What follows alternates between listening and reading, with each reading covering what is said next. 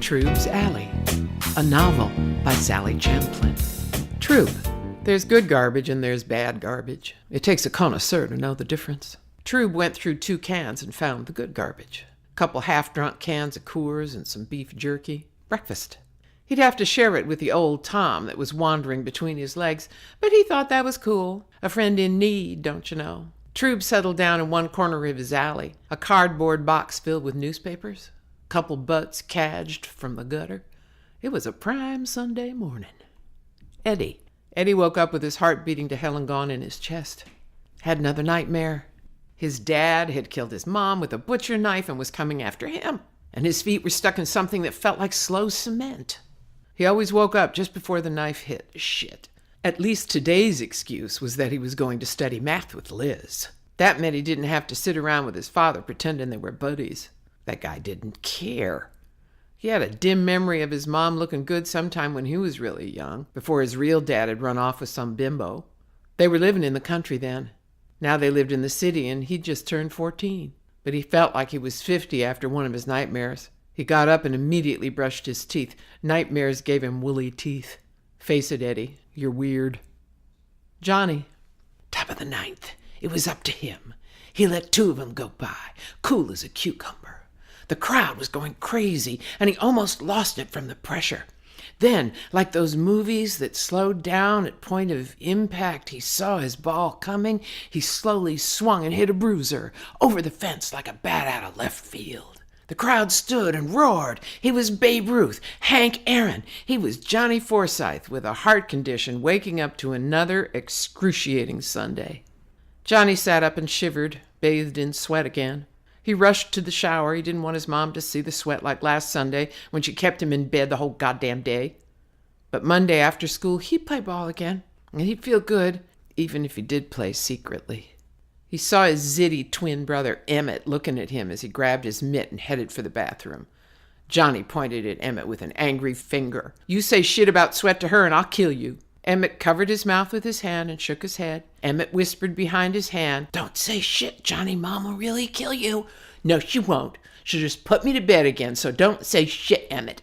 Johnny paused at the bathroom door and watched his wimpy brothers start making their beds. Emmett better be trained or he'd kill him for that, too. Johnny heard his mother humming some idiot hymn down in the kitchen. He turned the shower on full blast, drowning her out. Emmett, making the beds again. Why couldn't Johnny be asked to do anything around the house? Heart condition my patootie. Johnny's just got our mom by the tail and that's it. Why couldn't I be that special? Serious illness, my patootie. Emmett tried to figure out what he wanted to do today, but he couldn't. Emmett's as good looking as Johnny, except for Emmett's acne. Emmett knew he wasn't eating right, but he still couldn't stop thinking of those Twinkies he'd hidden in the bottom drawer in the kitchen behind his mom's old curling iron.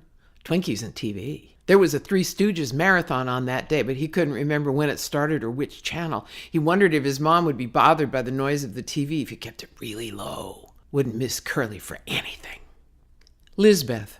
If he hits me one more time, he did. I'm too little for this. He hit her again and again, and then he got instantly bored. It was no fun hitting someone who wouldn't even whimper. That was Liz's ace in the hole. She just went limp and let him do it. Didn't hurt after a while, and she knew he'd quit soon. He did. As usual. As usual. Her hatred grew because he was so predictable. He stalked out of her room. She knew that as soon as he really noticed that she was looking more like a young woman and less like a kid, she'd be in real trouble. Right now, though, she was still just 13. She wondered if any other kids wished they'd never grow up as hard as she did every day. Well, he hadn't noticed her differently yet, thank God. She knew she had to get out, and she didn't know how to do that, not yet. At least she knew when she was studying with Eddie today, her father would leave her alone. He never liked witnesses. Liz tried to think just what it was that ticked him off this time and knew it was a futile search. He'd use anything as an excuse. He just enjoyed it. But why did her mother stick around and take it year after year? She couldn't figure that out. Did her mother love him? Oh, bull. There was something else going on with them, and she didn't care to know what it was anymore. She was just waiting for the moment when she came up with a surefire way to get out. She'd been trying hard to be an A student, but now she was thinking she might not last till some mythical scholarship came through from some mythical college.